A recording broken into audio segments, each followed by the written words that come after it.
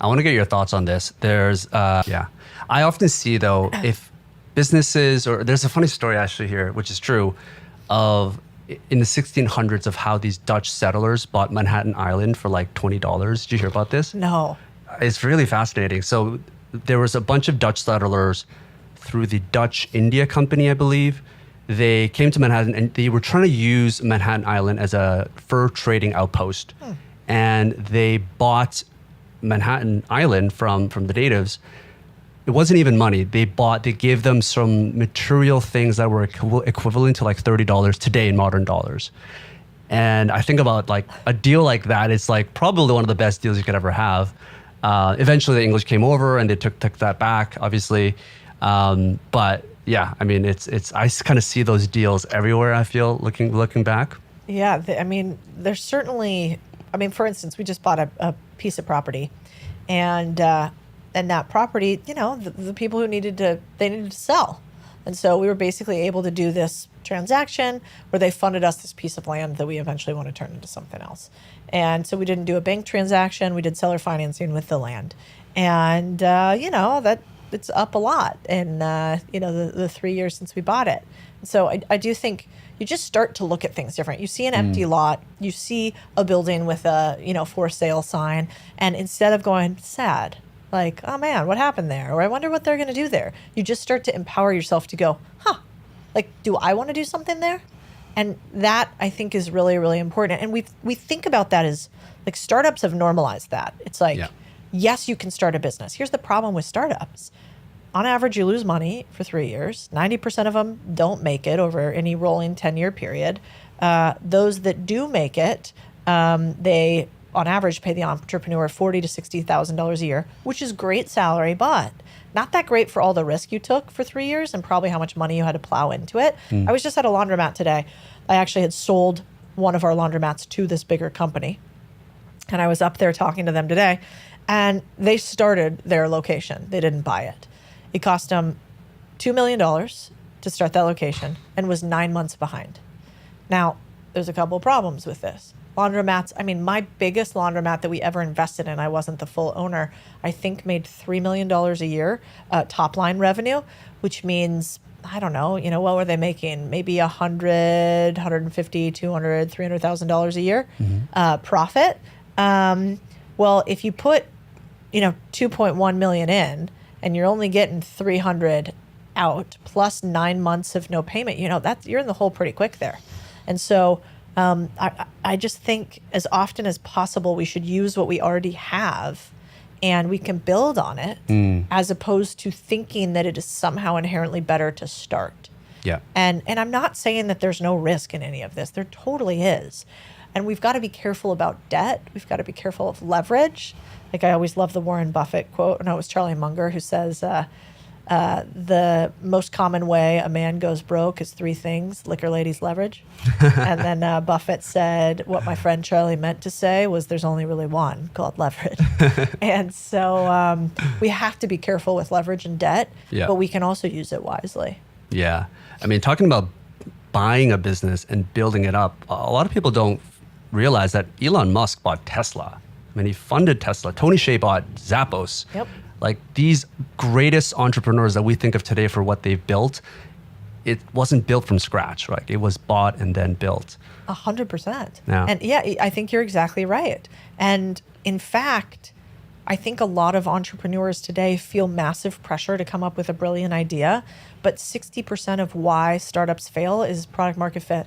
Like you had something that you thought people wanted and they never actually wanted it. And so what if you could remove 60% of the failure rate of startups because you already have a business where there are sales that show people want the thing? You still can fail, certainly, but maybe you've decreased that likelihood because you've actually had people give you money for this thing before. Yeah.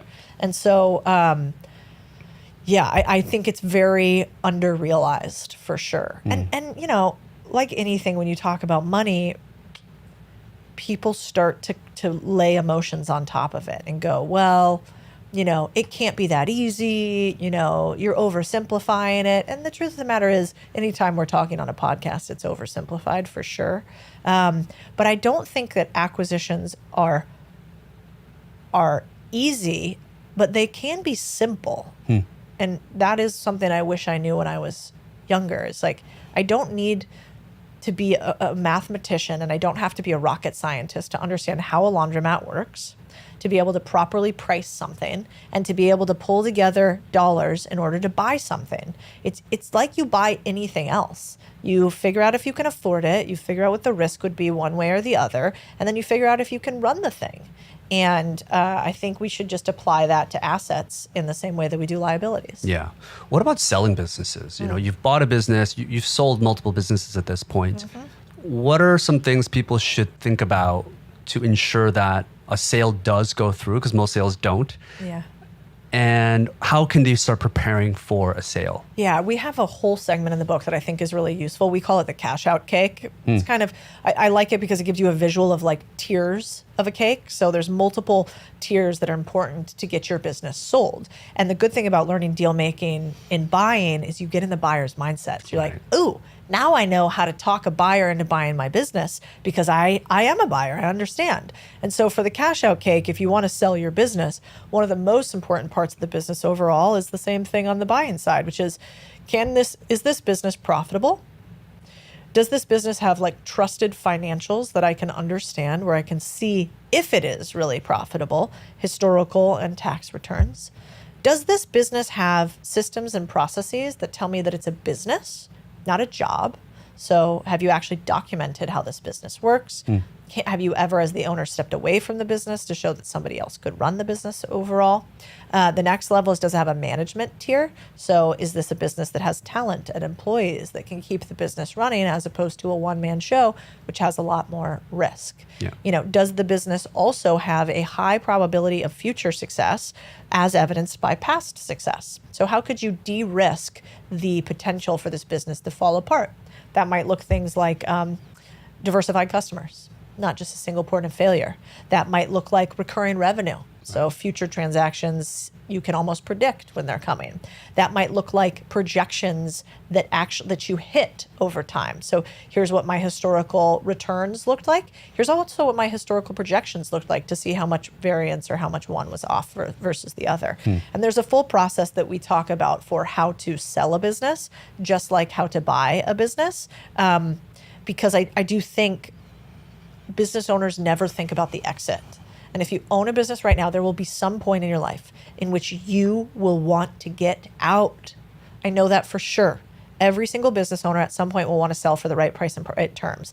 And the only way you're going to do that and get what you want is to prep the business just like you would prep anything else for a transfer. How long does that take usually? If someone is a whole year, wow. Yeah, I think if you want to get your best dollar for a sale for a business, a year is the right way to think about it.